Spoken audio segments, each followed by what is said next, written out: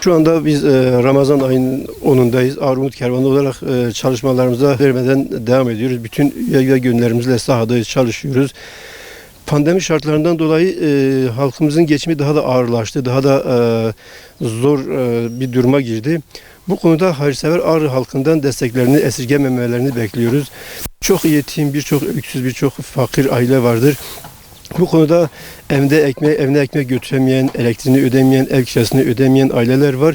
Bunların ihtiyaçlarını en asgariye indirebilmek için de hayırseverlerin daha hassas davranmalarını istiyoruz. Bu mübarek günde bu insanları da sevindirmeleri açısından bizimle beraber gelsinler, evlere gidelim, beraber de yardımlarını dağıtalım. Bu konuda da ihtiyaç sahibi ailelerin ihtiyaçlarını en asgariye indirmek için beraber bir çaba sarf edelim. Yani gittiğimiz bütün hayırseverler bizi boş çevirmediler. Bu konuda Allah kendilerinden razı olsun. Birçok hayırsever sayesinde bu ihtiyaç sahibi ailelerimizin ihtiyaçlarını giderdik. Ramazan'a evleri dolu bir şekilde girmelerine vesile oldular. Hala da devam ediyor. Bunlar Ramazan sonuna kadar da devam edecektir inşallah.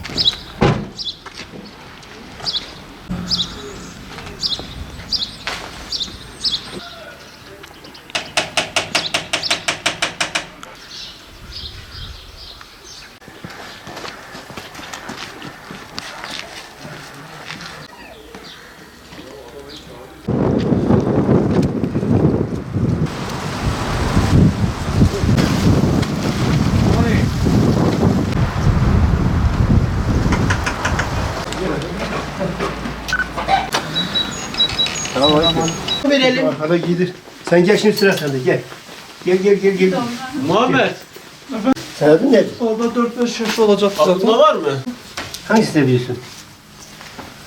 Abi hele bir. Abi büyüktür o. Bunlar büyük Olur. Abla. Bu delikanlı da bundan istiyor. Bu. Mesela bak üstündeki. Biraz dursun.